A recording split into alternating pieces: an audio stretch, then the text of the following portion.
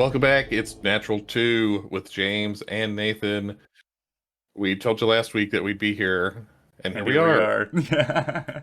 Uh, just like uh, just like the last over a year. Hello. Like and subscribe for 1 year. Ooh, mixing it up. Reversing the order of things. That's right. Uh, Comment and let me know how much you like working it backwards this week. So, for this week's episode, we are going to revisit a little game that I like to play, which is the DM challenge, sort of the what would you do if this were in your game. Although I understand that Nathan has taken a slightly different tack on his this time. It should more or less line up with what we've done. It's just a bit less specific, I suppose.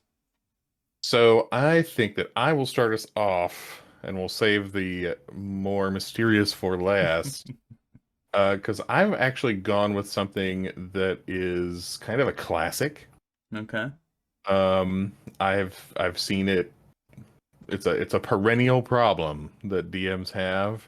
Such a classic that I'm not sure why I didn't ask you this already. And if I did, we're gonna record this anyway and act like I didn't. So the scenario before you is that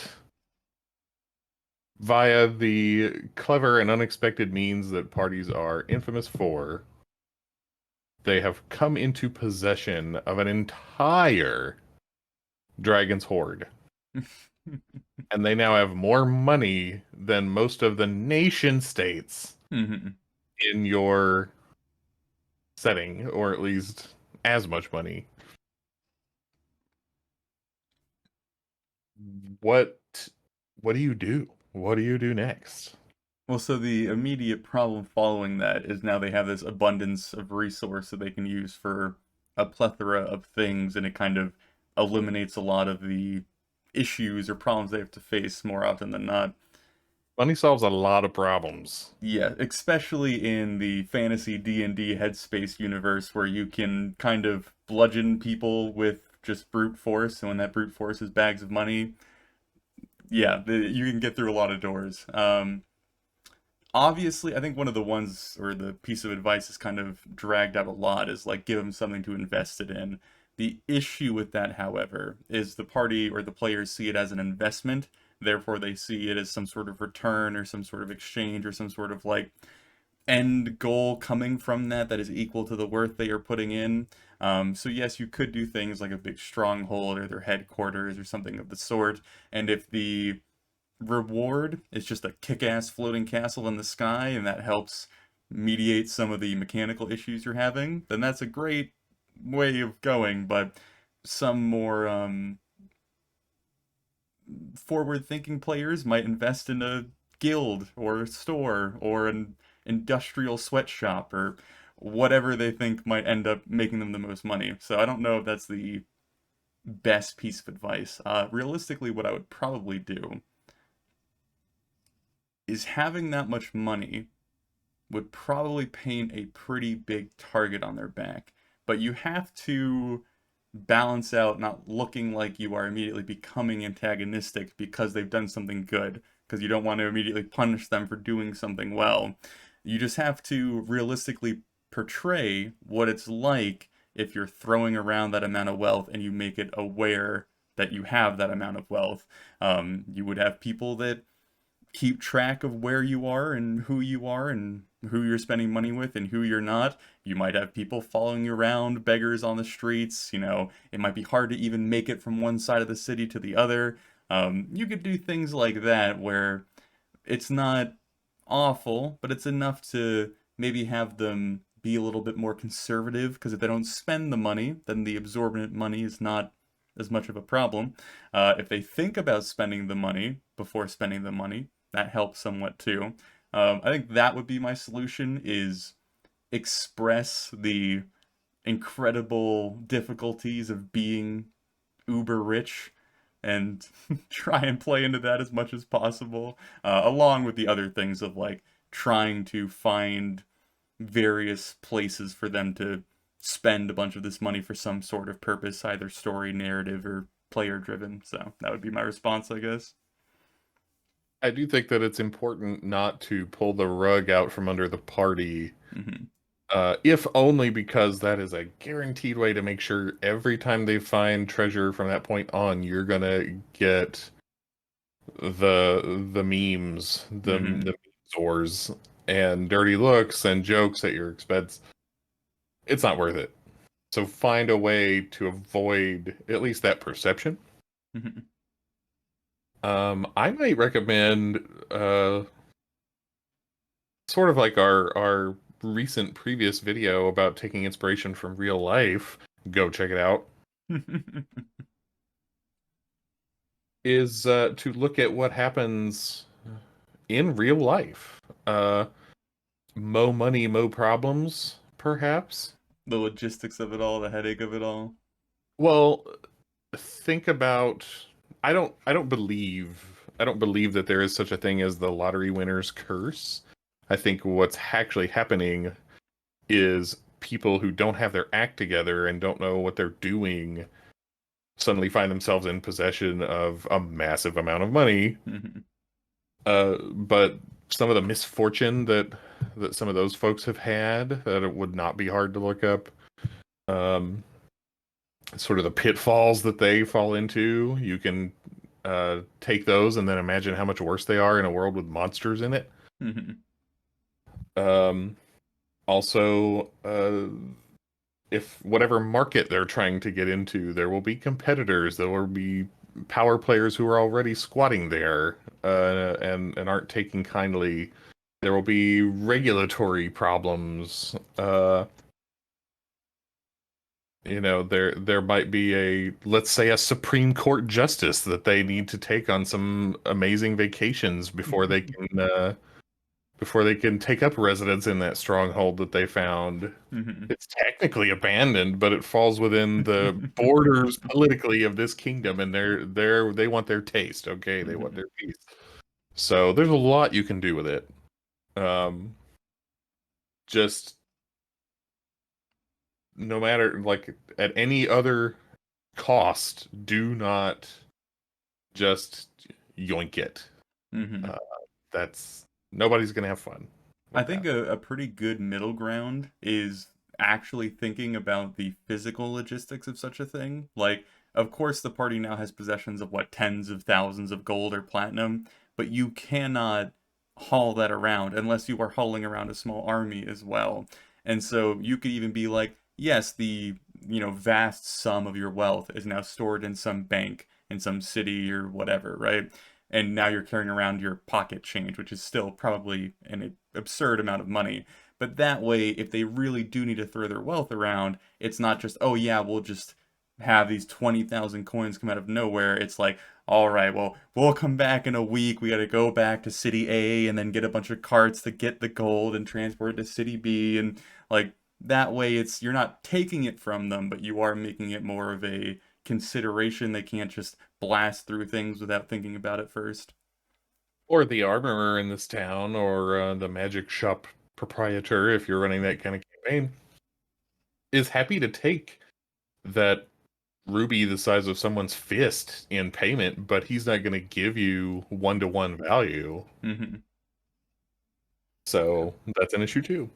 We should do maybe like a small little vignette episode on like trading in valuables or like reselling items. Like there's always that kind of underlying question, I suppose, in D&D games of like, what do you do with the 7 daggers that you picked up from all the enemies that had them and you bring them back and sell them? Like, is it really worth it? A lot of parties just kind of hand wave it and leave it there. Like, yeah, that could be a whole little thing. The hoarding instinct is strong with me. I'm the guy in Skyrim with all the cheese wheels. Uh, Yeah. but anyway, on to the next. What have you got for me? So I guess I'll paint a little bit of a picture, but I will pose the actual question as well. Picture that, you've been playing with this party for a while, long-term campaign, all that usual stuff. You are encroaching upon the wonderful month of October, the spooky, haunted season that everyone loves oh so much. And your party slash player, one of the two, comes to you and goes, I really want to be truly terrified. I want to be scared. I want to do a horror themed episode or an arc or something of the sort. How do you approach that? And more specifically, how do you approach that within the confines of being in a ongoing story or narrative? So the first thing I would do, I'm not sure how much time I would have to do this. I'm going to Hmm. assume that I can set aside, Hmm. the proper amount of prep. Yeah. First thing you want to do is look to some of the old masters of delivering scares in text, Hmm. because that's the kind of pace that you're working with, right? You can't do jump scares in a D&D game without being a prick at the table. Let's put you this way: it's not workable. It's not a good Hmm. idea to try to do jump scares in your D&D game. Um, so whatever it is, it's got to be slow. It's got to work as a slow burn. Hmm. So look for some of your better horror authors, like of course Stephen King, um, and find out what keeps it scary when the audience is in complete control of the pace, right? And so that's enemy number one, is the pacing. You don't have the power to set the mood, um, and drag the audience along that Hmm. you do in a TV show or a movie. Um, the next thing is set the mood, uh, with what you can control, such as the lighting where you're playing. Get some creepy background sounds or music going. Um, Something you can copy from horror movies is that, if you go watch like Paranormal Activity or something, in the scenes where you're just watching the camera footage, uh, kind of sped up, like they're asleep and you're just watching it, and in many other movies, they will play this low rumbling tone, Hmm. that is scientifically proven to cause anxiety. Hmm. So get yourself a decent Bluetooth speaker, and you can just cue that up for the moments when you want to be describing something that's supposed to be scary. Um, the last thing I would say is, uh, don't be too specific. People are way more frightened. Like, people are way better at frightening themselves than Hmm. anybody else would be at frightening them externally. So you want them to fill in the blanks with their own imagination as much as possible. So leave your descriptions vague, as much as you can. Um, if you're going for some sort of body horror, or someone is getting, you know, killed in some grisly way by a monster, I would err on the side of not giving very much details. You can sort of describe it as though it's happening behind a curtain and all they can see is the silhouette. Hmm. Um, because you want them to be frightened, not, you know, like they're playing Mortal Kombat. Hmm. So I think I'll leave it there. Those would be my top three tips for scaring your players. I think I agree with everything. Like, I'd also recommend and probably do that as well. The one thing that I think would be important to do is get a bit more personal with your players, either the one who asked for this specifically or the group entirely, and be what scares you? What is something you're generally afraid of, or what makes your skin crawl? And try and just have a few bit of pillars or ideas coming from that to help structure whatever you're going to build for them. Because I remembered, I can't speak today. Bad day to not be able to speak. Specifically remember in one of our episodes in Ismiliath, there was a creature that was supposed to feed off of your, deepest, darkest fears. And I think I had asked the characters a few different times what their biggest fears were and hadn't gotten real concrete answers. And I tried to rely on the players' fears, but then realized I didn't know them all. So it was very difficult to, on the spot, try and come up with the deepest, darkest fears. So knowing that ahead of time certainly helps. But yeah, a lot of the things of setting the mood, kind of letting the player's imagination take over a lot of the time helps.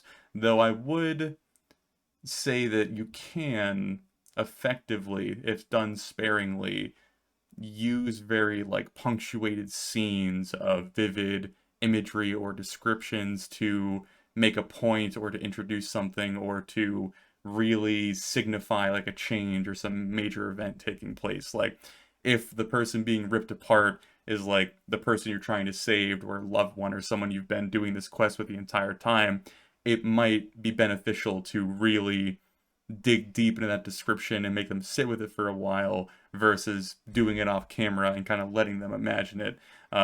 That's all like you've really got to decide a lot of that stuff in the moment and kind of judge your players.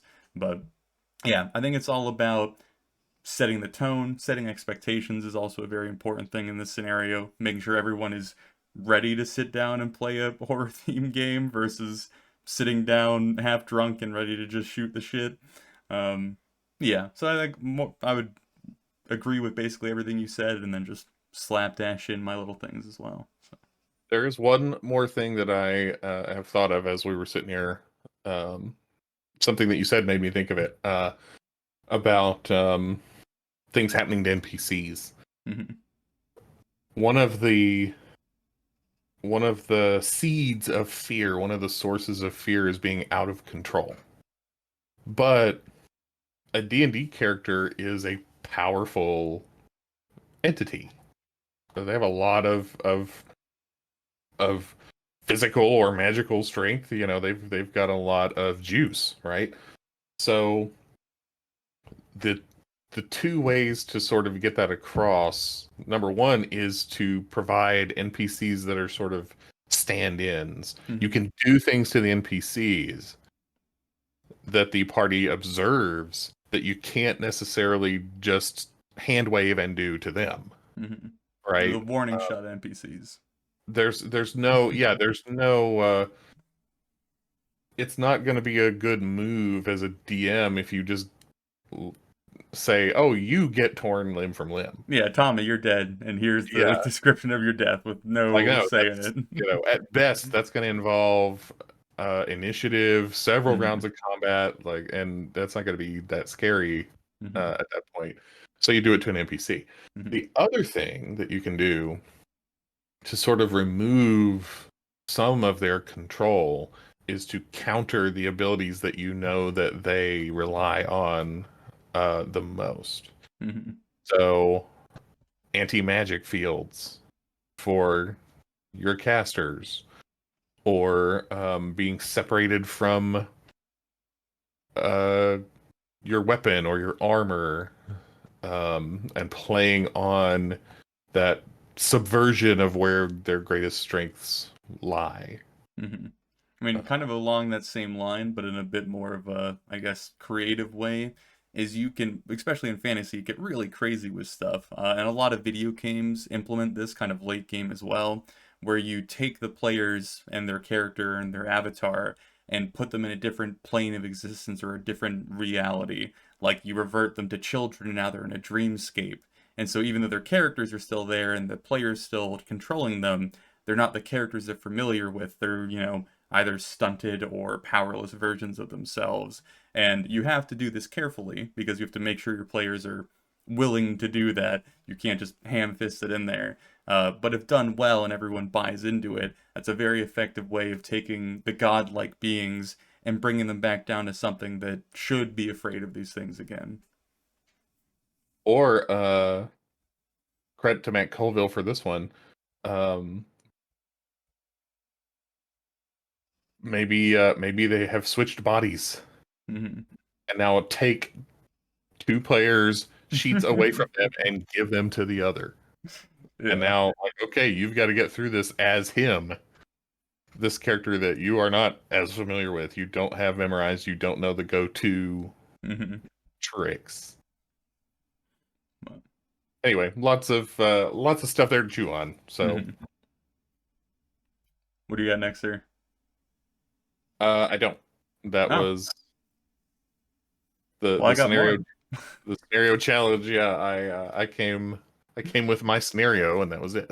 All right. Well, we're at 20 minutes, so I'll throw you another one. We'll see where we go. Um, this one can be taken a lot of different ways, and I'm gonna have to leave it up a little bit to you to kind of figure out what would be problematic for you. But imagine sometime like in our campaign where for a long time the players have gotten into RP. I've like sat back and, characters are sitting there talking about a plan, talking about backstory. They've been RPing for like 20, 25 minutes at this point. They're really in it, right? Emotions are involved, everyone's engaged.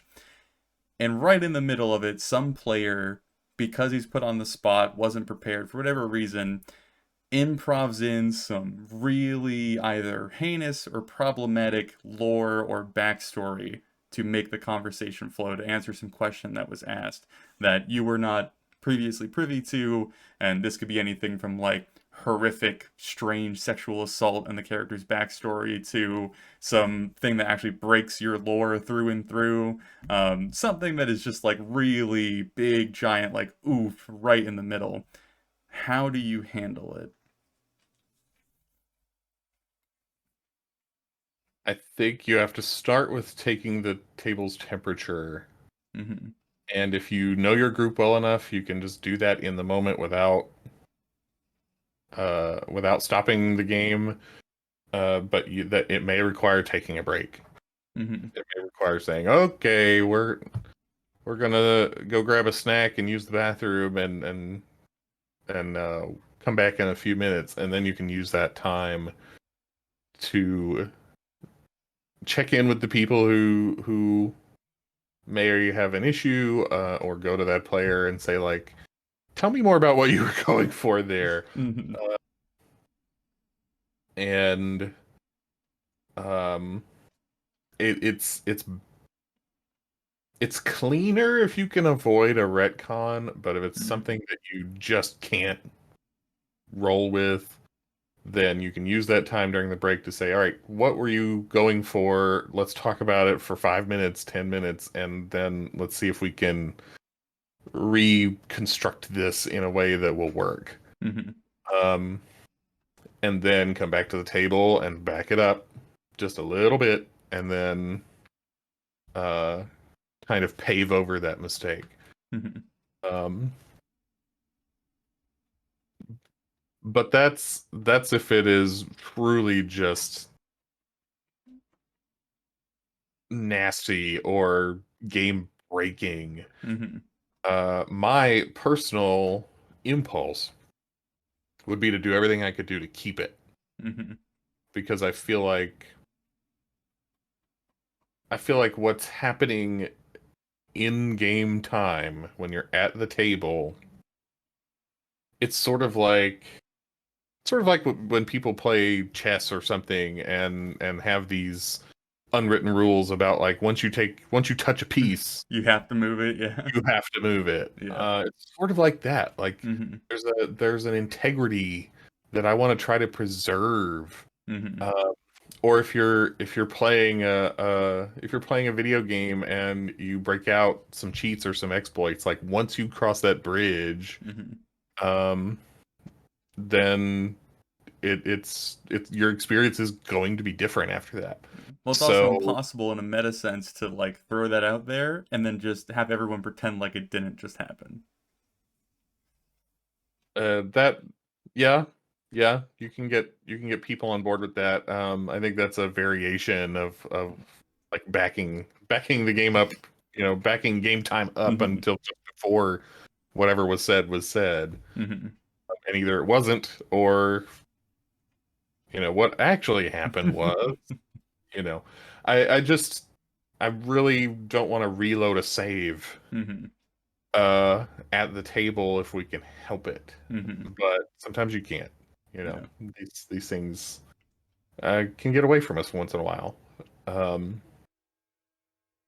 so I think, yeah, I think that's with the details provided. I think that's what I've got. Yeah, I think though it's a kind of simple question, a little bit of a bare bones question, it's actually something that I don't run into often, but I have run into before in much more minor ways. I don't think anyone in any of our games has ever like full throttle just like thrown the game off of the fucking handlebars. But there's that reservation as a DM, especially when I'm sitting there and I'm just like fully immersed listening to everybody like cuz that is your like the pinnacle of DMing is when you can just settle for a moment and let your players run the show and like actively enjoy running the show. I would be so afraid of shattering that or interrupting that or affecting that in any sort of major way because that is a very important aspect of the game that you might be messing with and squandering. So I would always have a reservation about like hitting the pause button or like reversing back a few lines or something of the sort. Very similar things to what you said. Um, but yeah, I If think. you imagine like a whitewater raft, right? You want to Mhm, see if the group recovers, like if they can mhm, weather it and sort of keep going, then keep mhm, it.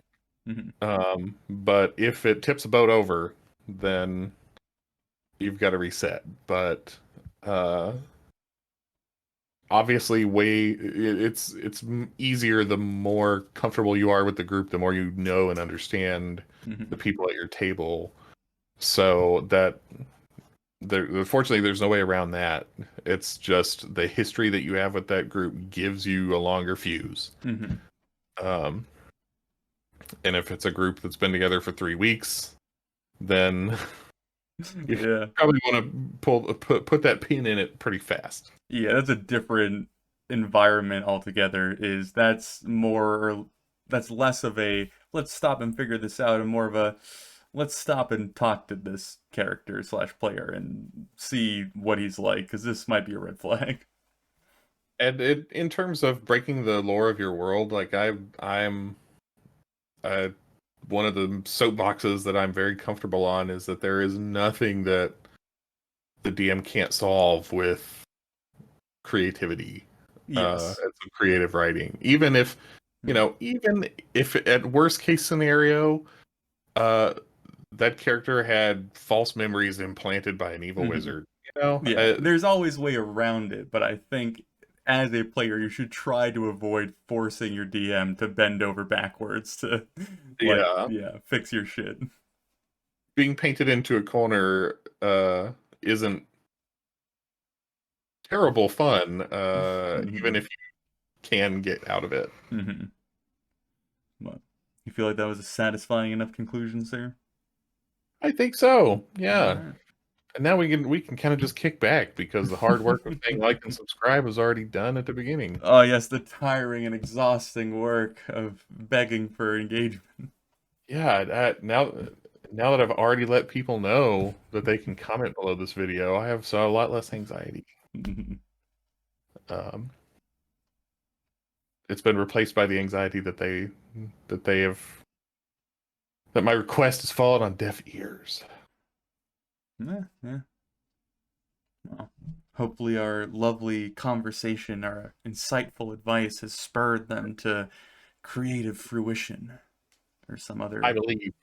I believe in you. Hope springs eternal. Oh, we should do like a natural too, like motivational speech episode. I like that idea unironically. I really do. Oh. Uh, listen, if there are videos of young ladies sitting down and eating dinner with a camera so that other people can watch them and feel like they're not alone, Mhm. I we can let people know. In fact, you are not alone. You know, I think you're missing the key difference there is that is young, attractive women doing these things. I think what we're missing is looks and perhaps a bit of a bustier appearance. So what you're saying is, and I'm going to lean into the mic because I know you love that. What you're saying is, we need to find some attractive ladies to bring on There the you show. go. There you go. Oh no. Oh no. I'm not gonna say a damn thing. Keep your eyes on this space. Oh shit.